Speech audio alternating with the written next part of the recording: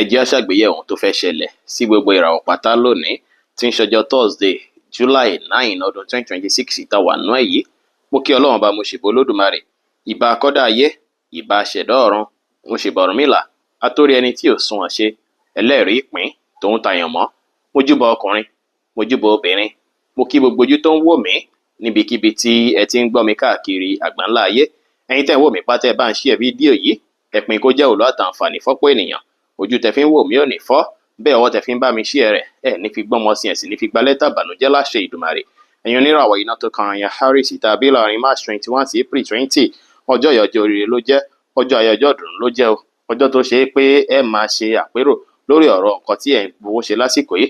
Ẹ fẹ́ máa àwọn nǹkan tẹ́ nílò owó fún lásìkò yìí àtàwọn nǹkan tó ṣe é pé kò tiẹ̀ sí ìwúlẹ̀ mátà lásìkò yìí. Ẹ máa ṣàṣàyàn nípa ọ̀rọ̀ tó jọ mọ́ ọ̀rọ̀ owó àbáwọn kan nìkan tẹ́ fẹ́ rà tó ṣe pé ẹ fẹ́ fowó ṣe lásìkò yìí. Àsìkò yìí dára púpọ̀ láti fi plan lórí ọ̀rọ̀ owó, láti sì fi rí dájú pé ẹ tún tiraka láti rí dájú pé owó wọlé fún yín dáadáa lọ́jọ́ tòní. Ìtiraka lẹ nílò lọ́jọ́ tòní o, akitiyan lẹ nílò lọ́jọ́ tòní láti rí dájú pé nǹkan tẹ́ ń fẹ́ ó tó yín lọ́wọ́ lọ́jọ́ tòní. Púpọ̀ ní ilé máa wọ̀ pé nǹkan pọ̀ tí mo fẹ́ ṣe ṣùgbọ́n kékeré yìí bóyá kí n kọ́kọ́ ná sí bíbá iná. Bẹ́ẹ̀ sì ni àwọn nǹkan míì tí ó sì máa tà ọ̀pọ̀ míì ní máa wò pé kíní mi tí nídìí ẹ jẹ́ kí n ṣe pátì for now. Ọjọ́ ìdára púpọ̀ láti fi rí dájú pé ẹ lé owó tẹ́ bá ṣe ṣakitiyan sí lẹ́nìí lẹ ṣe máa róore gbámú sí ọjọ́ tòní. Àwọn kan níyẹn mìíràn tó ṣe pé ti ní tẹ́lẹ̀tẹ́lẹ̀ tó ṣe pé ó ti dàbí ìgbà pé ó ti ń ṣá, ó ṣeéṣe kó máa wọn ọ̀pọ̀lọpọ̀ bí ìgbà pé bóyá jẹ́ kí n tún ṣe àbí jẹ́ kí n pátì ìkànnì méjèèjì lè wáyé lọ́jọ́ ti tòní. Ṣùgbọ́n kókó bẹ̀ gangan ní pé kẹ́ gbájúmọ́ṣẹ́ lọ́jọ́ tòní dáadáa torí àyà ṣàn ti wà fún yín láti ríre gbámú tẹ́ bá ṣe fálẹ̀ mọ́ṣẹ́ sí ni. Ẹ ṣe dáadáa sáwọn kọ́sítọ́mà yín lọ́jọ́ tòní káwọn náà lè bá yín dúnàdúrà dáadáa, èrè àwọlé dáadáa lọ́jọ́ tòní tẹ́ bá fálẹ̀ mọ́ṣẹ́. Ìfálẹ̀ mọ́ṣẹ́ lẹ nílò, iṣẹ́ á lọ dáadáa, ìbáṣepọ̀ yín àti olólùfẹ́ yín á dùn lárinrin, ire owó àwọlé fún yín lẹ́nìí tẹ́ bá fálẹ̀ mọ́ṣẹ́. Lime yellow jẹ́ kọ́lọ́ tó dára jù fún yín láti wọ̀ láṣọ lónìí. Aago 3 kù ìṣẹ́jú 10 ní ọ̀sán sí aago 4 kù ìṣẹ́jú 10 ní ọ̀sán jí àkókò èyí tó dára jù fún yín tí ń ṣe lucky hour fún yín lénìí. Nọ́mbà 8 jẹ́ lucky nọ́mbà yín lọ́jọ́ tòní. Aago 5 ìrọ̀lẹ́ sí aago 6 ìrọ̀lẹ́ jí àkókò tó dára jù fún yín láti fi ṣe prayer lọ́jọ́ tòní. Apá nọ́ọ̀tì dára púpọ̀ fún yín láti kọrí sí ṣe prayer tàbí láti fi wóore lọ. Ìlera ara yá jí pépé dáadáa lọ́jọ́ ti tòní. Ẹ kàn rí dájú pé ẹ jẹun ju bó ṣe yẹ lọ, ẹ sì sọ̀rọ̀ àsọjú bó ṣe yẹ lọ. Oníràwọ̀ ìpè alámọ̀ Taurus tàbí láàrin April 21 sí May 20, ọjọ́ ìyọjọ́ oríire ló jẹ́ fún yín, ọjọ́ ayọjọ́ ọdún ló jẹ́ fún yín, ọjọ́ yìí pèpè fún yín láti ronú jinlẹ̀ nípa ọ̀rọ̀ ìgbésí ayé yín. Ẹ wo ibi tẹ́ ti ń bá bọ̀, ibi tẹ́ dé dúró àti ibi tẹ́ ń lọ. Àwọn kan wo lẹ ń ṣe tó ṣe pé kò tiẹ̀ bá mu rárá. Nǹkan wo lẹ nílò presently lọ́wọ́lọ́wọ́ báyìí. Àwọn kan wo lẹ ní láti achieve tẹ́ fẹ́ lé fọ́jọ́ iwájú. Ẹ fẹ́ ní draft gbogbo ẹ̀ kalẹ̀. Ẹ ronú jinlẹ̀ nípa àwọn nǹkan tẹ́ fẹ́ tì dànù nínú àwọn ọ̀wá yín, nínú àwọn ìṣesí yín. Ẹ̀yin fúnra lára yín ẹ review life yín kí nìkan tẹ́ fẹ́ fún lọ síwájú ayé yín. Kẹ́ bẹ̀ sí mọ bẹ ìfẹ́ iṣẹ́ lé lórí. Àsìkò ìdára púpọ̀ láti fi let go àwọn nǹkan tó ṣe é pé kò nídìí mọ́ àbáwọn nǹkan tó ti wà outdated. Kẹ́ bẹ̀ sí ṣiṣẹ́ lórí pé nǹkan tuntun sí mò ń fẹ́ lélẹ̀ ní mo fẹ́ káyé mi tún padà rí lélẹ̀. Àwọn pílánù tẹ́ ti pílánù tẹ́lẹ̀ tó dàbí ìgbà pé kò wọ́ọ̀kì mọ́ fún yín. Ẹ ronú jinlẹ̀ lórí ìmí tẹ́ tún fẹ́ gbéṣe lásìkò yìí tó ṣe pé ó tún lè wọ́ọ̀kì fún yín, tó ṣe pé ó máa bá àsìkò yìí tó máa gbá báyìí mu. Àsìkò yìí àsìkò láti pílánù dáadáa ló jẹ́. Ọjọ́ tòní dára púpọ̀ kẹ́ fi ní ìrẹ̀lẹ̀ o, ẹ gbọ́dọ̀ gbéraga rárá. Fúnra yín sì ní kẹ́ fálẹ̀ mọ́ṣẹ́ yín lọ́jọ́ tòní torí kò sẹ́ni máa bá yín ṣe. Ẹ̀yin fúnra yín náà ní lọ́jọ́ tòní o. Ẹ take responsibility lórí gbogbo ohun tẹ́ bá mọ̀ pé ẹ̀yin fúnra lára yín lẹ ní lọ́jọ́ ti tòní. Ọjọ́ tòní dára púpọ̀ kẹ́ fi fálẹ̀ mọ́ṣẹ́ tẹ́ bá gbéṣẹ́ fẹ́ lòmíì. Wọ́n lè má ṣe lọ́nà tó máa tẹ́yín lọ́rùn rárá kẹ́ ké sára. Iṣẹ́ yín á lọ dáadáa tẹ́ bá fálẹ̀ mọ́ṣẹ́ fúnra yín. Bá ṣe pé yín àti olólùfẹ́ yín á gún régé lọ́jọ́ tòní, kò sí wàhálà kò sí ìdààmú. Bẹ́ẹ̀ sì ni ire owó lè wọlé fún yín lọ́jọ́ tòní lára iṣẹ́ tẹ́ ń ṣe. Góòdù jẹ́ kọ́lọ́ tó dára jù fún yín láti wọ̀ láṣọ lónìí. Aago 7 kù ìṣẹ́jú 15 láàárọ̀ sí aago 8 kù ìṣẹ́jú 5 ní àárọ̀ jí àkókò èyí tó dára jù fún yín tí ń ṣe lucky hour fún yín lénìí. Nọ́mbà 5 jẹ́ lucky nọ́mbà yín lọ́jọ́ tòní. Aago 5 kọjá 30 ìṣẹ́jú láàárọ̀ sí aago 6 kọjá 30 ìṣẹ́jú láàárọ̀ jí àkókò èyí tó dára púpọ̀ jù fún yín láti fi ṣe prayer lọ́jọ́ tòní. Apá east dára púpọ̀ fún yín láti kọrí sí ṣe prayer tàdúrà yín lè tẹ̀wọ́ pà tó sì ṣe kí ẹ rí àǹfààní látọ̀nà ọbẹ̀ yẹn náà. Ìlera ara yín wá jí pépé dáadáa lọ́jọ́ tòní. Ẹ wá tó wá gbọ́dọ̀ ìrònú àròjù bó ṣe yẹ lọ, pàápàá ẹ gbọ́dọ̀ rórí ju bó ṣe yẹ lọ, ẹ gbọ́dọ̀ disturb brain yín jù kó má bàa bí kí ẹ fẹ́ wà lost in thought, kẹ́ fẹ́ lose calculation tàbí kó ṣe é pé ẹ ní fẹ́ ní clarity. Bẹ́ẹ̀ sì lè bí orí fífọ́ kẹ́ kíyèsára. Oníràwọ̀ afẹ́fẹ́ aláwàdà Gemini tàbí láàrin May 21 sí June 21, ọjọ́ yìí ọjọ́ tó dára ló jẹ́. Bó tilẹ̀ jẹ́ pé ẹ̀mí ni yẹn máa bá yín sọ̀rọ̀, ẹ máa fìlì bí gbà pé ó dáa pé àwọn kankan wà tí màá jọ̀wọ́ ẹ̀ tí mi tiẹ̀ níwò níwà mọ́, àbáwọn kankan wà tí mo tún fẹ́ gbé ṣe tó ṣe pé tí n bá tún ṣe báyìí ó tún máa jẹ́ kí ìgbésí ayé mi dára. Ọ̀pọ̀lọpọ̀ nǹkan ìlà máa sọ sí yín lọ́kàn tó ṣe pọ́jọ́ tòní ẹ lè má láǹfààní àti bẹ́ẹ̀ ni kankan wíjọ́ tó ṣe pé ẹ máa bánú sọ púpọ̀ ni. Ó sì dára kẹ́ ṣe bẹ́ẹ̀, ẹ bánú sọ, ẹ wòye síbi tí nǹkan ti go wrong kẹ́ ṣàtúnṣe. Àsìkò yìí ni best moment fẹ́yìn tẹ́ ń lò ràwọ̀ yìí láti ṣàtúnṣe sọ̀rọ̀ ìgbésí ayé yín in a spiritual way. Àwọn nǹkan tó dàbí ogun ìkọ̀kọ̀ tẹ́ ń wò pé ọ̀nà wo mo fẹ́ gbé gbà àwọn ogun tí ń ṣẹlẹ̀ látọjọ́ pípẹ́ àsìkò yìí ó ṣeé ṣe kí ẹ rí ọ̀nà àbáyọ lé lórí tó ṣeé ṣe kí ìtúsílẹ̀ náà kí ó jẹ́ kára tún dẹ̀yìn káwọn nǹkan dáadáa tún wọlé lọ́jọ́ iwájú. Èní ìdára púpọ̀ láti fi pílánù fẹ́yìn tẹ́ ń lò ràwọ̀ yìí, ẹ wòye sígbésí ayé yín dáadáa, ẹ ronú jinlẹ̀ nípa rẹ̀ dáadáa, ẹ dá wà lẹ́yìn nìkan, ẹ bẹ̀ Ọlọ́run lórí nǹkan tẹ́ ẹ fẹ́, ẹ bẹ̀ Ọlọ́run lórí nǹkan tí ẹ fẹ́ kí Ọlọ́run bá yín mú kúrò, kẹ́ ṣe prayer lọ́jọ́ tòní. Lásìkò prayer time yín, ẹ rí dájú pé ṣe prayer ọjọ́ tòní dára púpọ̀ láti fi jìnnà síbi táriwo bá pọ̀ sí. Ẹ bá àwọn èèyàn ṣe pẹ̀lú ìfẹ́, ẹ má fààyè gba mood swing rárá tó ṣeé ṣe káwọn èrò kan máa wọ́ sí yín lọ́kàn bí ìgbà pé bí yẹ kí n ti tó báyìí, bí yẹ kí n ti tà báyìí, tí ó bá ṣe pé nǹkan báyìí, tí ó bá ṣe nǹkan kan wọ̀nyí, àwọn nǹkan tó dàbí èròǹgbà tí ó tọ́ yẹn ẹ pátì lásìkò yìí. Ó ṣeé ṣe kó máa wá sọ́kàn ọ̀pọ̀lọpọ̀ yín lọ́jọ́ tòní, ẹ pèròǹgbà tí ó tọ́ tì, kẹ́ focus lórí reality nǹkan tẹ́ ẹ̀ ń fẹ́ fún gbèsè ayé yín. Iṣẹ́ á lọ dáadáa, ìbáṣepọ̀ yín àti olólùfẹ́ yín á wà okay tí ẹ bá jẹ́ kí mood swing bàárín yín jẹ́ lọ́jọ́ tòní. Ire ó lè wọlé fún yín lọ́jọ́ tòní o. Deep blue jẹ́ kọ́lọ̀ tó dára jù fún yín láti wọ̀ láṣọ lónìí. Aago 8 kù ìṣẹ́jú 5 láàárọ̀ sí aago 10 kọjá ìṣẹ́jú 10 láàárọ̀ jẹ́ àkókò èyí tó dára jù fún yín tí ń ṣe lucky hour fún yín lénìí. Nọ́mbà 2 jẹ́ lucky number yín lọ́jọ́ tòní. Aago 2 kù ìṣẹ́jú 15 lé òru gànjọ́ sí aago 3 kù ìṣẹ́jú 15 lóru gànjọ́ jẹ́ àkókò èyí tó dára jù pọ̀ jù fún yín láti ṣe prayer lọ́jọ́ tòní. Apá náà ti dára púpọ̀ fún yín láti kọrí ṣíṣe prayer lọ́jọ́ tòní. Ìlera ara yá jí pépé lọ́jọ́ tòní o, ṣùgbọ́n ẹ kíyèsára, ó ṣeé ṣe kára yín fẹ́ wà down. Ẹ má jẹ́ kí ẹ̀fọn jẹ yín lọ́jọ́ tòní, ẹ má jẹ́ kí kankan pa yín lára lọ́jọ́ tòní. Ẹ jẹun tó dáa, ẹ mu tó dáa, tó rárá yín ó ṣeé ṣe kí sickness lè tètè fẹ́ wọlé sọ́pọ̀lọpọ̀ lára. Kẹ́ kíyèsára, oníràwọ̀ omi agbára cancer tá a bí láàrin June 22 sí July 22. Ọjọ́ yìí ọjọ́ ayọ̀, ọjọ́ ìdùnnú, ọjọ́ ire ló jẹ́ fún yín. Ọjọ́ tó ṣe pé ó dára púpọ̀ kí ẹ fi ṣàṣàyàn tó lásìkò yàsìkò tí èèyàn fi mọ kí nìkan tó wọ́ tiẹ̀ kí nìkan tí ò wọ́ tiẹ̀ nù gbèsè ayé ẹni ní. Ẹ fi ṣàṣàyàn nípa àwọn tó ṣe pé ẹjọ́ ń kóra yín káàkiri, àwọn tẹjọ jẹ́ bí ọ̀rẹ́, àwọn tẹjọ jẹ́ social circle, tẹjọ jẹ́ team, àwọn tó bá ṣe pé ìwà tí yín bá ti wọn mú ẹ sì máa bá wọn ṣe lọ, kẹ́ value wọn dáadáa. Àwọn tó bá ṣe pé ẹ wò pé lágbájáyà ọ̀dàlẹ̀ ni, èèyàn burúkú ni, tí n bá filẹ̀ tábájọ́ ń ṣe ó ṣeé ṣe kó padà gbẹ̀mí mi, ó ṣeé ṣe kó padà gbàgbọ́dẹ fún mi.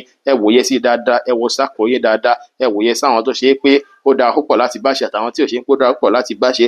Púpọ̀ nǹkan yìí ló máa wá sí yín lọ́kàn lọ́jọ́ tòní tẹ́ máa ṣàríwòye sí nípa rẹ̀. Èèyàn tẹ́ bá rí pé ìbáṣepọ̀ yín kò wọ́ọ̀kì rárá papọ̀, ẹ rí dájú pé ẹ mọ bẹ́ẹ̀ fẹ́ gèsè tiẹ̀, bẹ́ẹ̀ fẹ́ yọkù, bẹ́ẹ̀ fẹ́ mẹ́lòmíì láti replace ẹ̀, ṣùgbọ́n tí kò yóò dára rárá fún yín láti fi lè fẹ́ welcome èèyàn tuntun nínú ayé yín rárá o. Tó ga ṣe ní Mercury retrograde, ṣùgbọ́n tí kò dára láti plan lórí àwọn tó ṣe pé ẹ gbọ́dọ̀ sún mọ́ pẹ́kípẹ́kí àtàwọn tó ṣe pé ẹ gbọ́dọ̀ fún ní distance àbí boundary díẹ̀. Kẹ́ kíyèsára lọ́jọ́ tòní.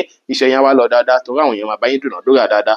Èrè owó lè wọlé fún yín lọ́jọ́ tòní. Ìbáṣepọ̀ yín àti olólùfẹ́ yín máa wà okay, ṣùgbọ́n tó olólùfẹ́ yín bá jẹ́ni tí ó ń wà tí òdo ṣeé ṣe kí ẹ fẹ́ máa wò pé ó dá yín pé lágbájá yìí ṣó máa da ṣáàbí kò ní da, kí ẹ fẹ́ máa ṣe iyèméjì bákan. Bright green jẹ́ kọ́lọ̀ tó dára jù fún yín láti wọ̀ láṣọ lónìí. Aago 10 kọjá ìṣẹ́jú 10 láàárọ̀ sí aago 12 kọjá ìṣẹ́jú 15 ní ọ̀sán jí àkókò èyí tó dára jù fún yín tí ń ṣe lucky hour fún yín lénìí. Lucky number yín lénìí jẹ́ number 5.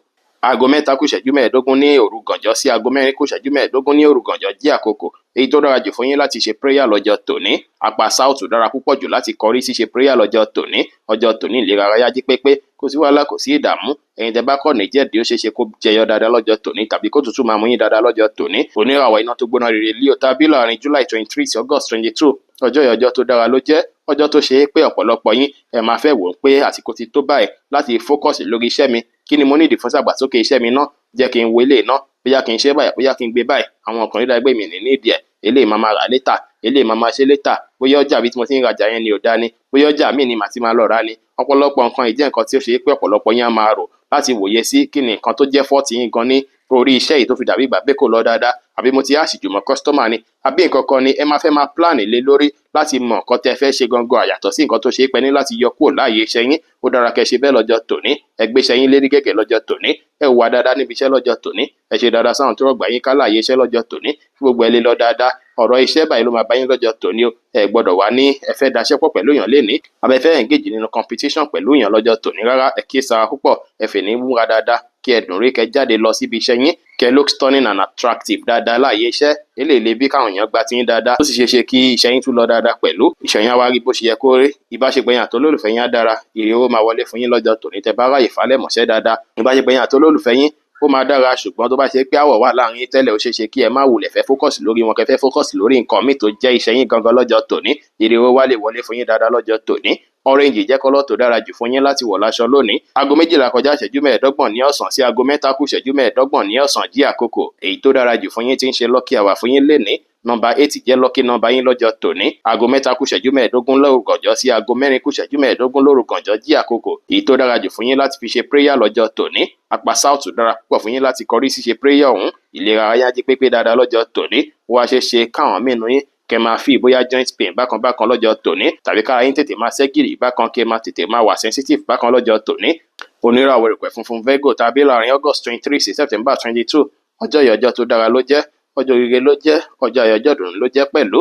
Ọjọ́ ìjẹ́ tó ṣe pé púpọ̀ nínú yín ó ṣe ṣe kí ọkàn yín wà lọ́nà jíjìn kó máa ṣe yín bí ìgbà pé jẹ́ tiẹ̀ wá pé ẹ̀gbọ́n mi kan lábúròdù, jẹ́ wá pé ìyá mi lábúlé, jẹ́ wá pé bàbá mi lẹ́kọ̀ọ́. Ọ̀pọ̀lọpọ̀ yín lọ́jọ́ tòní bí kí ẹ kọ̀nẹ́ẹ̀tì pẹ̀lú àwọn tó súnmọ́ yín tó wà lọ́nà jíjìn ni ó máa rí lọ́jọ́ tòní. Bẹ́ẹ̀ sì ni ó ṣe ṣe kí ẹ ní broad mind lọ́jọ́ tòní kí ọkàn yín pín yẹ́lẹyẹ̀lẹ sí àwọn ibi tó ṣe pé ẹ wọ̀n pé bóyá tí n bá ṣe báyìí bóyá nǹkan máa lọ dáadáa, bóyá tí n bá tún ní ìmọ̀ yìí sí bóyá lè máa ràn mí lọ́wọ́. Àwọn ìmọ̀ ilé tí mo ní tẹ́lẹ̀ yìí kò kún tó, jẹ́ kí n tún lé mọ̀ sí. Ọ̀pọ̀lọpọ̀ yín lọ́jọ́ tòní ẹ fẹ́ ní wá ìmọ̀, ẹ fẹ́ ní wá ìmọ̀. Àwọn ìmọ̀ tẹ́ bá mọ̀ lọ́jọ́ tòní kó máa jẹ́ nǹkan tó ṣe pé máa wúlò dáadáa lọ́jọ́ iwájú. Ẹ wá ìmọ̀ dáadáa nípa àwọn nǹkan tẹ́ ẹ fẹ́ láti mọ̀ lórí láìní tẹ́ wà. Ẹ túbọ̀ go through nǹkan tó ń lọ lọ́wọ́lọ́wọ́, ẹ upgrade dáadáa sí nǹkan tó ń lọ lọ́wọ́lọ́wọ́ kó lè bá iṣẹ́ yín mu, kó lè bá ìgbà mu pẹ̀lú iṣẹ́ yín tó ṣe pé lè máa bí kíṣẹ́ yín lọ bó ṣe yẹ kó lọ lọ́jọ́ tòní. Látara eléyìí ìdàgbàsókè lè wọnú ayé yín dáadáa tó ṣe pé àwọn èèyàn lọ́tùn lósì wọ́n fẹ́ bá yín ṣe yín náà fẹ́ bá wọn ṣe dáadáa lọ́jọ́ tòní. Free day lọ́jọ́ tòní jẹ́ ṣùgbọ́n ẹ plan lórí ọ̀rọ̀ àwọn nǹkan tí ẹ ń ṣe gangan, ọ̀nà tẹ́ fẹ́ fi gba upgrade tí kẹ́ upgrade ẹ̀. Iṣẹ́ lọ dáadáa, ìbáṣepọ̀ yín àtolólùfẹ́ yín á dára púpọ̀, ire ó lè wọlé fún yín dáadáa lọ́jọ́ tòní. Olive green jẹ́ kọ́lọ̀ tó dára jù fún yín láti wọ̀ láṣọ lónìí. Aago 3 kù ìṣẹ́jú 15 ní ọ̀sán sí aago 5 kù ìṣẹ́jú 10 ní ìrọ̀lẹ́ jí àkókò èyí tó dára jù fún yín tí ń ṣe lucky hour fún yín lénìí.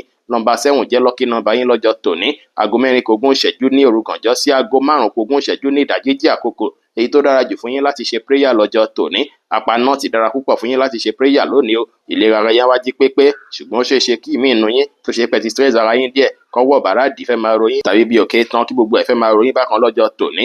Oníràwọ̀ afẹ́fẹ́ má rí mi fún Libra tàbí láàrin September 23 sí October 22 ọjọ́ ìyọjọ́ tó dára ló jẹ́, ọjọ́ ayọjọ́ dùn ló jẹ́ pẹ̀lú ṣùgbọ́n ó ṣeé ṣe kọ́rọ̀ gbèsè ayé yín kó fẹ́ gbàrò jinlẹ̀. Ẹ máa fẹ́ rò àròjinlẹ̀ àròkàn nípa àwọn nǹkan tó ti ṣẹlẹ̀ sẹ́yìn lọ́jọ́ tòní. Tẹ́ máa fẹ́ máa rò pé tí ó bá ń ṣe pé báyìí, tí ó bá ṣe pàwo mi ìbá ti ṣe báyìí, mi ìbá ti dà báyìí. Àwọn ìrònú yẹn pátì sẹ́gbẹ́ kan, ẹ lè jìnnà réré. Ẹ rí dájú pé fókọ̀sì lórí iwájú báyìí ni kẹ́ máa wò torí iwájú lọ́gbẹ́ ibi tí ń ré sí. Tẹ́ bá fẹ́ lọ iwájú ni kẹ́ bẹ̀ sí rò lórí bẹ́ẹ̀ ìfẹ́ ṣe ayé yín tó ìfẹ́ dára sí. Àwọn tẹ̀yìn yẹn àwọn nǹkan tí ó bá dá ń bẹ̀ ẹ jù dànù, àwọn èyí tó bá dá ń bẹ̀ ẹ mú kẹtù upgrade ẹ̀ sí kẹ jẹ́ kí èròǹgbà yín kó jẹ́ èròǹgbà tó máa mọ́ lọ́jọ́ tòní. Ẹ má fààyè gba àwọn èròǹgbà tó ṣe pé ábí kẹ wà dáhùn rárá lọ́jọ́ tòní. Èyí tó máa jẹ́ kẹ túraká, èyí tó máa fún yín ní hope òun ni kí ẹ ronú nípa ẹ̀ dáadáa lọ́jọ́ ti tòní. Èyí dára láti fi introspect, láti fi ronú jinlẹ̀ nípa life yín, nípa ìdàgbàsókè ayé yín, nípa ọ̀nà wo lẹ fẹ́ gbé gbà, àwọn kan wo lẹ ń ṣe tẹ́lẹ̀ tí ò bá mú, àwọn èèyàn wo lẹ bá ṣe tẹ́lẹ̀ tí ò bá mú, àwọn tó ṣe pé wọ́n ti jẹ́ ẹni tó súnmọ́ yín pẹ́kípẹ́kí tẹjọ́ ń bára ṣe tó ṣe pé wọ́n wá dalẹ̀ yín. Ẹ lè fẹ́ ní máa wọ̀ pé bóyá lágbájá mi tẹ̀ ní bá ṣe mọ́ rárá, tàmẹ́dù mi tẹ̀ ní bá ṣe mọ́ rárá, jẹ́ n wá fókọ̀sì lórí láìfù mi. Àwọn ìgbésẹ̀ lè wà tó ṣe pé ẹ ti gbé tẹ́lẹ̀ tó ṣe dàbí ìgbà pé ìgbà ìmọ̀lẹ́ fi gbé tó ṣe ṣe kí ẹ fẹ́ máa ronú jinlẹ̀ nípa ẹ̀ lásìkò yìí. Ẹ má ò lè rà ọkàn rárá mọ́. Ẹ rí dájú pé fókọ̀sì lórí nǹkan tó tó àti nǹkan tó yẹ tó lè mú káyé yín yí padà, tó lè dọ̀tún, tó lè mú kẹ́ tún gbé ewé mi wọ̀, kẹ́ tún gbàṣọ mi wọ̀. Ìyẹn lọ bó yẹ kó lọ lọ́jọ́ tòní. Pàápàá ẹ̀yin tó bá ṣe pé ẹ ní shares níbi kan ṣe ṣe kí ó tún gbélékè sí dáadáa lọ́jọ́ tòní kó tún improve. Ire owó lè wọlé fún yín lọ́jọ́ tòní. Ìbáṣepọ̀ yín àti olólùfẹ́ yín á wọnú ara dáadáa lọ́jọ́ tòní o. Ṣùgbọ́n ní ààyè yẹn náà ó ṣe ṣe kọ́pọ̀ mínú yín kẹfẹ́ máa rò àwọn nǹkan kọ̀ọ̀kan tó ṣe pé wọ́n ti ṣe fún yín sẹ́yìn tí kò fi bẹ́ẹ̀ báláǹsì, àbí kẹfẹ́ máa rò àwọn nǹkan tó dàbí fọ́ọ̀tì yín gan-an márèjì náà àtọ̀nà tẹ́fẹ́ gbà láti ṣàtúnṣe. Àsìkò yìí dára púpọ̀ láti ṣàtúnṣe gbogbo nǹkan tó jọmọ́ partnership pátá. Góòdù jẹ́ kọ́lọ̀ tó dára jù fún yín láti wọ̀ láṣọ lónìí. Aago 5 kù ìṣẹ́jú 10 ní ìrọ̀lẹ́ sí aago 7 kọjá ìṣẹ́jú 13 ní àṣálẹ́ jí àkókò èyí tó dára jù fún yín tí ń ṣe lucky hour fún yín lénìí. Nọ́mbà 5 jẹ́ lucky nọ́mbà yín lọ́jọ́ tòní. Aago 5 kù ogún ìṣẹ́jú ní ìdájí sí aago 6 kù ogún ìṣẹ́jú ní ìdájí jí àkókò tó dára jù fún yín láti ṣe prayer lọ́jọ́ tòní. Apá east dára púpọ̀ fún yín láti kọrí ṣíṣe prayer ọ̀hún. Ìlera ara yín á jí pépé dáadáa lọ́jọ́ tòní o. Ṣùgbọ́n àwọn ibi tó wà sensitive láàgọ́ ara yín náà ní ìwòdì ibi tẹ́ ń gbàyàbẹ́. Ẹ rí dájú pé oúnjẹ tẹ́ jẹ kó má le ju bó ṣe yẹ lọ lọ́jọ́ tòní. Bẹ́ẹ̀ sì ni kẹ́ mú mi dáadáa lọ́jọ́ tòní kí lè má bàa bí emerald kẹ́kẹ́ sára púpọ̀ lọ́jọ́ tòní o. Bẹ́ẹ̀ sì lẹ ṣọ́ra ṣe pẹ̀lú níní unprotected sex lásìkò yìí pẹ̀lú stranger kẹ́kẹ́ sára. Oníràwọ̀ omi tútù Scorpio tàbí láàrin October 23 sí November 22 ọjọ́ ìyọjọ́ tó dára ló jẹ́, ọjọ́ oríire ló jẹ́ pẹ̀lú púpọ̀ ní lọ́jọ́ tòní. ẹ fẹ́ máa jókòó báyìí láti ronú jinlẹ̀ nípa relationship ẹ̀yin àti olólùfẹ́ yín gangan ọ̀nà wo nìkan yìí ń gbà ṣẹlẹ̀, kí ló fà tíjà ń wáyé náà, kí nìkan tó ń ṣẹlẹ̀ láàrin wa náà, kí nìkan tó ń ṣẹlẹ̀ fún ìdàgbàsókè wa, kí ló yẹ tí marriage yìí ò tí grow, kí ló yẹ tí lágbájá ò tí máa fìfẹ́ hàn sí mi, kí ló yẹ tí tàmẹ̀dù tí mò ń lé látijọ́ yìí, kí ló yẹ tí ò tí gbà fún mi. Gbogbo ẹ̀ lẹ́ẹ̀ máa rò lọ́jọ́ tòní. Bóyá wá gbà ń pé lágbájá ń píyà kí n má bá ṣe mọ́ ni, àbí kí n wá bá ẹlòmíì ṣe. Àríwòye sí yẹn máa wáyé láàrin ẹ̀yin àti olólùfẹ́ yín lọ́jọ́ tòní, tẹ́ máa rò lọ́tùn lósì. Eléyìí lè bí clash díẹ̀ láàrin méjì, ó sì lè bí ìrọ̀rùn. Bákan méjì ni lọ́jọ́ tòní. Tẹ́ bá ṣe rògbà, ẹni tẹ́ bá rí pé wà lójú ọ̀nà, bóyá bá ṣe gbọ́ yín yẹn kò wá dára tó, tẹ́ bá ti ń rí sáìnì rẹpẹtẹ ṣáájú kó tó di pé máa gbé wọn sílé, àbí ṣáájú kó tó di pé máa gbà láti jẹ́ ìyàwó wọn, tó ṣe pé máa padà di wọ́ndà ńláńlá tó bá dọjọ́ iwájú. Àsìkò ìdára láti fi replan o, láti fi strategize. Tó bá gbà kẹ́ fi wọ́n lẹ̀, tó bá gbà kẹ́ pé mítìnì kí wọ́n sọ̀rọ̀ lọ́tùn lósì lórí nǹkan tó ń ṣe yìí ò da, nǹkan tó ṣe yìí dára, ẹ fẹ́ ní ṣàtúnṣe marriage yín dára lọ́jọ́ tòní.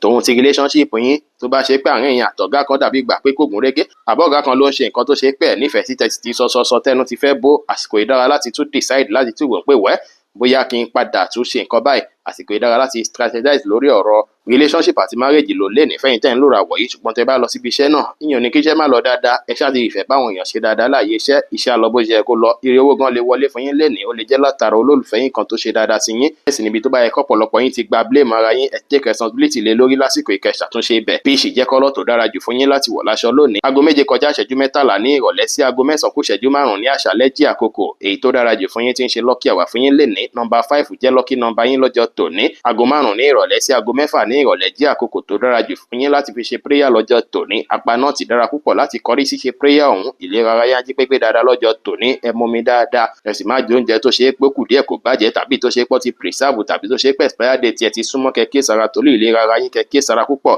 Oníràwọ̀ inú àtùpà Sagittarius tàbí láàrin November 23 sí December 22.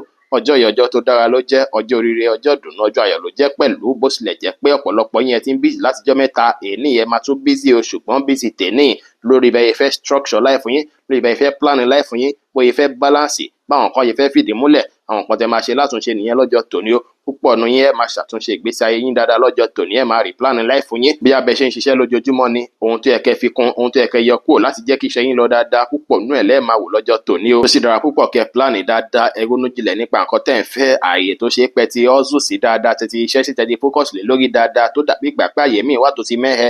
Bóyá bí iṣẹ́ lẹ focus lé lórí tẹ́lẹ̀tẹ́lẹ̀ ju bó ṣe yẹ lọ, tẹ́ ti abandon ti family, ẹ ṣàtúnṣe lásìkò yìí, ẹ balance rẹ̀. Tó bá ṣe pé ti family lẹ ti ń wò pé ó ti ń pọ̀ jù, tó ṣe pé kò jẹ́ kẹ́ ráyè mójútó nǹkan míì, ẹ rí dájú pé ẹ balance gbogbo ẹ̀ lọ́jọ́ tòní. Èyí ní ìdára láti fi ṣe àwọn nǹkan wọ̀nyí. Ẹ fi pilẹ̀ bí ẹ fẹ́ máa ṣìṣọ́ yín lójoojúmọ́, tó ṣe pé kò ní sí wàhálà, kò ní sí dààmú. Bí ilé yín ṣe máa wà látúntò, bí iṣẹ́ yín ṣe máa wà látúntò, àwọn táàsì tó bá wọlé lé nínà ẹ ṣe ń ṣiṣẹ́ ń tẹ̀lé ni. Ẹ má rush ju bó ṣe yẹ lọ. Ilé má ba bí àìlera fún yín, torí mi inú yóò ṣe káwọn àìlera tó jọmọ́ bí nǹkan bí inú kó fẹ́ ṣẹlẹ̀ sọ́pọ̀lọpọ̀ lọ́jọ́ tòní. Ẹ kí sára púpọ̀ pẹ̀lú àwọn oúnjẹ tí ẹ máa jẹ. Pàápàá oúnjẹ tẹ bá mọ̀ pé ó lè ṣàkóbá fún inú yín, kẹ́ kí sára. Iṣẹ́ yín á lọ bó ṣe yẹ kó lọ. Ìpẹ̀yìn àti olólùfẹ́ yín á wà òkè. Ire owó lè wọlé fún yín lọ́jọ́ tòní. Cream jẹ́ kọ́lọ̀ tó dára jù fún yín láti wọ̀ láṣọ lónìí. Aago 9 kù ìṣẹ́jú 5 ní àṣálẹ́ sí aago 11 kù ìṣẹ́jú 10 ní àṣálẹ́ jí àkókò.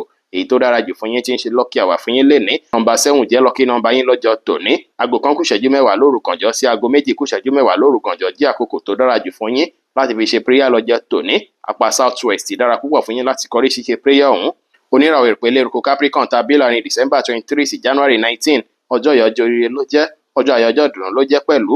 Púpọ̀ nu yín lọ́jọ́ tòní. Tó bá gẹṣin inú yín kò lè kànsẹ̀ látàrí pé inú yín àdùn ayọ̀ yín á kún. Àwọn kankan tó dàbí idea tẹ́ ní láti jọ́ mẹ́ta, ó ṣeéṣe kí ẹ fẹ́ máa wò pé ó dà pé mo lè lo idea yìí báyìí. Bẹ́ẹ̀ sì náà tó ṣe pé ó ti wá tẹ́lẹ̀, ọ̀nà tẹ́ ń gbà ṣe nǹkan yín tẹ́lẹ̀, ó ṣeéṣe kí ẹ fẹ́ máa wò pé bóyá kí n wá upgrade ẹ̀, ó dà pé mo tún ti get nǹkan yín sí. Ẹ máa ní creativity dáadáa lọ́jọ́ tòní. Ẹ máa sense àwọn kankan nínú brain yín lọ́jọ́ tòní tàbí gbà pé nǹkan yín ti bá tún ṣe báyà tún jẹ́ kí nǹkan lọ dáadáa. Nǹkan yín ti bá ṣe báyà tún jẹ́ kọ́nà mi tún rọrùn, kọ́rọ̀ mi tún dayọ̀. Ọ̀pọ̀lọpọ̀ yín lọ́jọ́ tòní, àwọn èèyàn gbà tí yín dáadáa púpọ̀ o. Púpọ̀ nu yín sì rèé, ó ṣeéṣe kí ẹ máa wọ̀nà tẹ́ gbàṣẹ̀yàn kan, àbọ̀ náà tó ṣe pé èèyàn kan gbàṣẹ̀yìn lọ́jọ́ tòní tẹ́ máa fẹ́ máa fi plan pé bóyá lágbájá nǹkan tó ṣe fún mi, ó dà pé màá fẹ́ wọ́n rẹ̀, ó dà pé nǹkan tèmi náà ṣe fún lágbájá, ó dà pé màá fẹ́ jọ̀wọ́ àwọn wà kọ̀ọ̀kan, àwọn step kan wà tó ṣe pé ẹ̀ ń tèkì inú gbèsè ayé yín fún dáadáa, fún lọ síwájú, tó ṣe pé ẹ máa fẹ́ review ẹ̀ lọ́jọ́ tòní. Ọjọ́ tòní dára láti fi ní ìrẹ̀lẹ̀, ẹ gbọ́dọ̀ gbéraga rárá, ẹ gbọ́dọ̀ ní ìrẹ̀lẹ̀ kẹ́ báwọn èèyàn ṣe pẹ̀lú ìfẹ́ dára.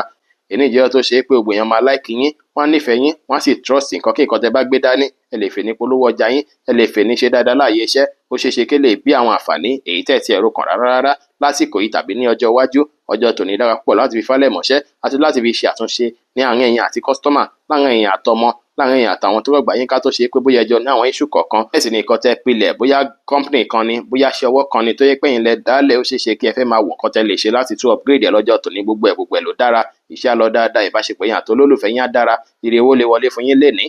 Yẹ́lò jẹ́ kọ́lọ̀ tó dára jù fún yín láti wọ̀ láṣọ lónìí. Aago 8 ní àṣálẹ́ sí aago 9 ní àṣálẹ́ jí àkókò èyí tó dára jù fún yín tí ń ṣe lucky hour fún yín lénìí. Nọ́mbà 8 jẹ́ lucky nọ́mbà yín lénìí. Aago 5 kọjá 30 ìṣẹ́jú ní ìdájí sí aago 6 kọjá 30 ìṣẹ́jú ní ìdájí jí àkókò èyí tó dára jù fún yín láti fi ṣe prayer lọ́jọ́ tòní.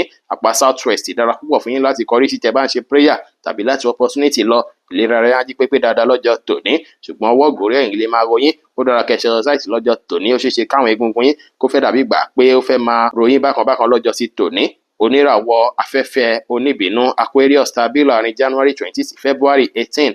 Ọjọ́ yìí ọjọ́ tó dára ló jẹ́, ọjọ́ ìdùnnú ọjọ́ ayọ̀ ló jẹ́ pẹ̀lú. Púpọ̀ nínú yín ọ̀rọ̀ fámílì ló máa wà lọ́kàn yín gbágbágbá lọ́jọ́ tòní. Ẹ máa ṣàríwòye sí nípa bẹ́ẹ̀ fẹ́ sọ̀rọ̀ lé yín gbà, báwo ni ẹ fẹ́ tó, báwo ni ẹ fẹ́ balance ẹ̀ tí ò fi ní dìjà, tí ò fi ní sí wàhálà, tí ò ní sí dààmú. Oníyàwó méjì náà ẹ máa wò pọ̀nà mo fẹ́ gbégbà tí ò fi ní síjà. Ẹ̀yin tó ṣe pé ẹ ti ní family issue tẹ́lẹ̀ ẹ máa wọ̀nà tẹ́lẹ̀ gbégbà, bóyá ẹ̀yin lẹ̀ ń ṣẹ̀wọ̀n ni, bóyá àwọn lọ́nṣẹ̀yìn ni family member ó mo tiẹ̀ fẹ́ pa tí mo tiẹ̀ fẹ́ dá sí rárá, ọ̀nà ó mo fẹ́ gbégbà láti tún fi nífẹ̀ẹ́ lágbájá yìí sí. Ẹ máa ṣàríwòye sí nípa àwọn kan tó jọmọ́ family lọ́jọ́ tòní, nǹkan tó yẹ kẹ́ yọ kúrò, nǹkan tó yẹ kẹ́ bí kún tí gbogbo ẹ máa fi balance. Ọjọ́ ìdára láti fi ṣe gbogbo eléyìí. Púpọ̀ ní lọ́jọ́ tòní á sì wùn yín láti ṣàwọn kankan nínú ilé yín. Èní dára láti fi ṣàtúnṣe ilé. Àwọn míì nínú nǹkan tí ò bá ní value mọ́ nínú ilé, bóyá àwọn nǹkan tó ṣe pé ó ti pẹ́ nínú ilé tó ṣe pé ó kàn ń dá dọ̀tí sílẹ̀ ní. Púpọ̀ nínú ilé máa tún lè ṣe lọ́jọ́ tòní bí ìgbà pé jẹ́ kí n yọ̀ dànù, jẹ́ kí n gbà dànù. Ilé tó dára yìí ni kí n fílẹ̀, gbogbo ẹ̀ lè máa wáyé lọ́jọ́ tòní. Ẹ̀yin tẹ̀ ń ṣiṣẹ́ láti ilé lọ́jọ́ tòní, ẹ rí dájú pé àyíká yín wà ní ìmọ́tótó kígé lè wọlé. Ẹ̀yin tẹ̀ sì ń lò àwọ̀ ìpátá, ẹ rí dájú pé ẹ ṣe environmental lọ́jọ́ tòní, ẹ ṣàtúnṣe ilé yín dáadáa. Ẹ rí dájú pé àyíká yín wà ní ìmọ́tótó, kátẹ́gùn àlàáfíà, atẹ́gùn oríire kó lè fẹ́ sínú ilé yìí. Ọjọ́ tòní sì dára púpọ̀ kẹ́ ṣe bẹ́ẹ̀ láàyè iṣẹ́ tàbí ní ṣọ́ọ̀bù tẹ́ bá wà. Iṣẹ́ á lọ bó ṣe yẹ kó lọ, tí ò ní sí wàhálà, tí ò ní sí dààmú, ṣùgbọ́n kan gbogbo yín tẹ́ bá lọ bí iṣẹ́ náà, ilé náà ló máa wà. Dára kẹ́ jẹ́ kí ló ti bí iṣẹ́ láti wá sí inú ilé. Bá ṣe pé yín àti olólùfẹ́ yín á wá lọ dáadáa, ire owó lè wọlé fún yín lọ́jọ́ ti tòní. Pọ́pù jẹ́ kọ́lọ̀ tó dára jù fún yín láti wọ̀ láṣọ lónìí. Aago 1 ní ọ̀sán sí aago 2 ní ọ̀sán jí àkókò èyí tó dára jù fún yín tí ń ṣe lucky hour fún yín lénìí. Nọ́mbà 5 jẹ́ lucky nọ́mbà yín lọ́jọ́ tòní. Aago 2 kù ìṣẹ́jú 15 lóru kànjọ́ sí aago 3 kù ìṣẹ́jú 15 lóru kànjọ́ jí àkókò èyí tó dára jù fún yín láti ṣe prayer lọ́jọ́ ti tòní. Apá east dára púpọ̀ láti kọrí sí fún prayer náà, tó sì ṣeé ṣe opportunity náà ti bẹ̀ wá. Ìlera ara yá wájú pépé dáadáa lọ́jọ́ tòní. Kò dára kẹ́ jẹun lóru lọ́jọ́ ti tòní o, bẹ́ẹ̀ sì ni ẹ rí dájú pé ẹ ronú àròjù rárá. Omi tó bá tutù jù àbí nǹkan tó bá tutù jù kò dára púpọ̀ fún yín láti mú lọ́jọ́ tòní torí ìlera ara yín. Oníràwọ̀ omi tí kì í ru Pisces tàbí láàrin February 19 sí March 20. Ọjọ́ yìí ọjọ́ tó dára ló jẹ́, ọjọ́ ire ló jẹ́ pẹ̀lú. Bó tilẹ̀ jẹ́ pé púpọ̀ nínú yín tẹ́lẹ̀ ó ṣeé ṣe kó ṣe pé ìfọ̀rọ̀wérọ̀ ti wáyé láàrin yín àtàwọn èèyàn. Àsìkò yìí dára púpọ̀ fún yín láti fi ronú jinlẹ̀ nípa àwọn nǹkan tó ṣe pé ẹ̀ ń ṣe níwà tẹ́ ń wù níwà tó ṣe pé kò dára sọ́mọlàkejì. Ẹ ronú kẹ́ yí padà dáadáa láàyè yẹn lọ́jọ́ tòní. Ẹ sì ronú jinlẹ̀ nípa àwọn tó ṣe pé wọ́n ń bá yín ṣe náà, àbáwọn tó ń bá yín sọ̀rọ̀, àbámọ̀ràn téèyàn kan ti fún yín tó ṣe pé àmọ̀ràn náà ó jámọ̀ràn tí kò dára rárá. Ẹ rí dájú pé ẹ rí búkú ẹ̀ lásìkò yìí kẹ́ ṣàtúnṣe. Ní tó bá sì fún yín lámọ̀ràn tó dáa, ẹ rí dájú pé ẹ rẹ́dì láti wò pé bóyá kí adopt ẹ̀ kí n bẹ̀ sí iṣẹ́ lé lórí, kí n bẹ̀ sí wà náà, bóyá wà náà lè mú káyé mi yí padà. Àwọn nǹkan tó dàbí habit èyí tẹ́ ń ṣe, bóyá bẹ ṣe ń jẹun sí ni, bóyá àkọ́kọ́ lẹ̀ ń fà bí smoke ni, bóyá drug kan ni, èní dára púpọ̀ láti fi yí padà, láti fi ronú jinlẹ̀ nípa ń pé ṣé kìíní ìṣó bá lè rárá mi mu àbí kò bá mu. Ọ̀nà wo ló ń gbà affect mi ní pàtàkì jùlọ bẹ ṣe ń gbọ́rọ̀ kalẹ̀ lọ́jọ́ tòní. Ó ṣeé ṣe kí ẹ máa wòye sí bákan. Ó dára kí ẹ yí padà lórí bẹ ṣe ń gbọ́rọ̀ kalẹ̀, kẹ́ wò ó pé mo yẹn gbọ́rọ̀ kalẹ̀ ìṣó dára ṣá àbí kò dára bẹ́ẹ̀. Àti ní pàtàkì kẹ́ kọ́ bẹ sí tí mẹ́fà present ọ̀rọ̀ dáadáa lásìkò èyí tó ṣeé ṣe kí lè bí kí àárín èèyàn àtàwọn èèyàn tó rọ̀gbà yín ká kó dára. Bẹ́ẹ̀ sì ni àwọ̀ tó bá wáyé láàárín èèyàn àti ẹni tó dàbí ẹ̀gbọ́n àbábúrò yín lásìkò yìí ó ṣeé ṣe kí ẹ fẹ́ máa wá solution sí lọ́jọ́ tòní, kẹ́ fẹ́ gba blame yín, kẹ́ fẹ́ take responsibility, kẹ́ fẹ́ ṣàtúnṣe, kẹ́ fẹ́ make correction lé lórí tó sì ṣeé ṣe kó ṣe pé máa tún fẹ́ sọ fáwọn náà pé lágbájá nǹkan tó ṣe fún mi nígbà báyìí tó ṣe pé lè máa bí káàtúnṣe wáyé ní àárín yẹn. Ọjọ́ tòní dára púpọ̀ láti fi rí dájú pé ẹ fẹnu tún nǹkan ṣe, ẹ gbọ́dọ̀ fẹnu bà nǹkan jẹ́ lọ́jọ́ tòní o. Kọjọ́ tòní lè lọ bó ṣe yẹ kó lọ láàyè iṣẹ́ náà. Ọ̀rọ̀ ẹnu náà lẹ máa lò láti fi polówó ọjà dáadáa, torí ọ̀rọ̀ ẹnu yá fìdí múlẹ̀ dáadáa lọ́jọ́ tòní. Iṣẹ́ yẹn wá lọ dáadáa tẹ́ bá ṣe bẹ́ẹ̀. Àwọn èèyàn àti olólùfẹ́ yín náà àgúnrégé tó ṣeé ṣe kẹ́ láwọn kankan tẹ́ jọ máa jíròrò lé lórí lọ́jọ́ tòní. Ire owó lè wọlé fún yín dáadáa lọ́jọ́ tòní látara pípolówó ọjà yín. Píìṣì jẹ́ kọ́lọ̀ tó dára jù fún yín láti wọ̀ láṣọ lónìí. Aago 2 kù ìṣẹ́jú 10 ní ọ̀sán sí aago 3 kù ìṣẹ́jú 10 ní ọ̀sán jí àkókò èyí tó dára jù fún yín tí ń ṣe lucky hour fún yín lénìí. Nọ́mbà 2 jẹ́ lucky nọ́mbà yín lọ́jọ́ tòní. Aago 1 kù ìṣẹ́jú 15 lóru gànjọ́ sí aago 2 kù ìṣẹ́jú 15 lóru gànjọ́ jí àkókò èyí tó dára jù fún yín láti fi ṣe prayer lọ́jọ́ tòní. South West dára púpọ̀ fún yín láti kọrí ṣíṣe prayer ọ̀hún tó sì ṣeéṣe kẹ́ opportunity látàpá àbẹ̀ yẹn ìlera ara yá jí pépé dáadáa lọ́jọ́ ti tòní. Ṣùgbọ́n apá ríro, ọrùn ọwọ́ ríro àti nǹkan tó jọmọ́ bíi gbáyà ríro àbí jìká ríro lè máa wáyé lọ́jọ́ tòní fọ́pọ̀lọpọ̀ yín. Ẹ gbọ́dọ̀ jìnnà sí èéfín lọ́jọ́ tòní torí lọ́ǹgì yín lọ́jọ́ tòní àti mímí yín, bẹ́ẹ̀ sì ni stress àpọ̀jù ò dára lọ́jọ́ tòní. Ẹ ti gbọ́dọ̀ gbé nǹkan tó bá lágbára ju bó ṣe yẹ lọ lọ́jọ́ tòní kẹ́ kíyèsára bí ó ṣe jẹ́ nìyẹn fún gbogbo irúfẹ́ ìràwọ̀ méjìlá tó wà pátá. Ẹ̀yin tẹ̀ ń wò mí pátá ẹ má gbàgbé pé Ọlọ́run bo Olódùmarè nìkan lọ́ba tó ní ìmọ̀ jùlọ. Ẹ̀yin tẹ́ fẹ́ ṣèwádìí onírúurú láǹfààní àti kàn sí wa ní WhatsApp 09033897161. Ire gbogbo á jẹ́ tiwa lónìí, lọ́sẹ̀ yìí, lóṣù yìí àti ní gbogbo ọjọ́ ayé wa láṣẹ Ìdùmarè. Ire.